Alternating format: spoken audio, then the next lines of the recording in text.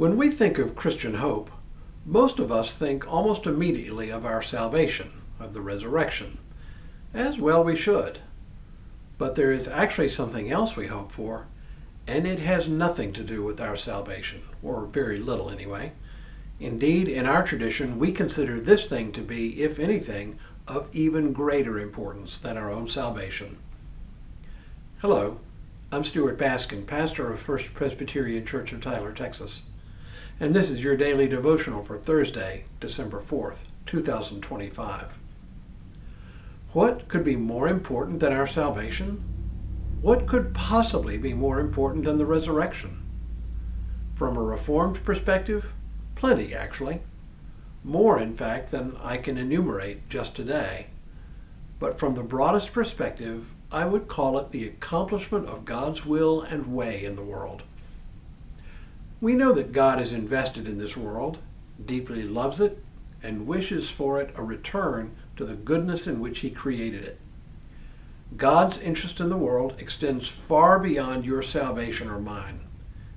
Many people around us talk about God mainly by way of talking about what they believe God has done in their own personal lives. But God is bigger than that, way bigger. One might even say that for many, their God is too small. In fact, that was the title of a book by the well-known Christian writer and Bible translator J.B. Phillips, who wrote the book, Your God is Too Small. So this begs the question, what is God doing in the world? Well, let's start at the end. That is, at the end of the Bible. In the Revelation to John, we read, Then I saw a new heaven and a new earth, for the first heaven and the first earth had passed away, and the sea was no more. And I saw the holy city, the new Jerusalem, coming down out of heaven from God, prepared as a bride adorned for her husband. And I heard a loud voice from the throne saying, See, the home of God is among mortals. He will dwell with them as their God.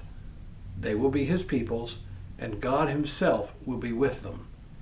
He will wipe every tear from their eyes. Death will be no more. Mourning and crying and pain will be no more, for the first things have passed away. And the one who was seated on the throne said, See, I am making all things new. The writer continues, I saw no temple in the city, for its temple is the Lord God, the Almighty, and the Lamb. And the city has no need of sun or moon to shine on it, for the glory of God is its light, and its lamp is the Lamb. The nations will walk by its light, and the kings of the earth will bring their glory into it. Its gates will never be shut by day, and there will be no night there. People will bring into it the glory and the honor of the nations. So this vision is absolutely breathtaking in scope if you stop to think about it. It encompasses so much more than our own personal hopes and dreams. It is, in short, a vision of a world restored. But it is restored in a way that isn't simply our present world without conflict. Rather, it is a world transformed.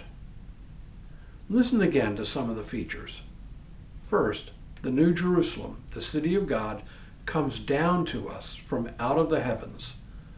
This is a vision of the world transformed. It's not so much that we wait to go to heaven. Rather, heaven comes to us.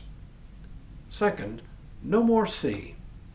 Well, for those of us who enjoy the beach, boating sports, and fishing, this doesn't sound like a great thing, but consider that in the ancient world, the sea represented the primordial chaos out of which God brought order and created the world. This vision sees the completion of God's rule being finally extended to all creation. Third, no temple, or maybe to say it in more modern terms, no church. For preachers like me, this means, well, we're out of a job, but for the best of possible reasons. There's no longer a need for a place to go to worship, since God will be an ever-present reality. Everyone will know God.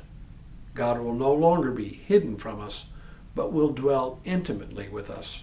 So intimately, in fact, that sun and moon will be redundant, since God's presence will provide all the light we would ever need.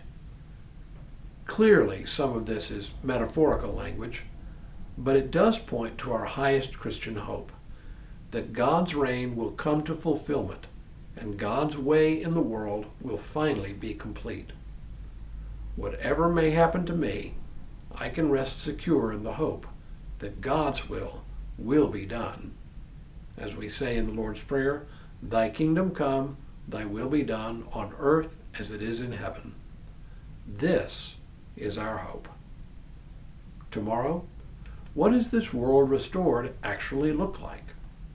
But for now, may God continue to bless you and keep you in all that you do this day and in all the days ahead.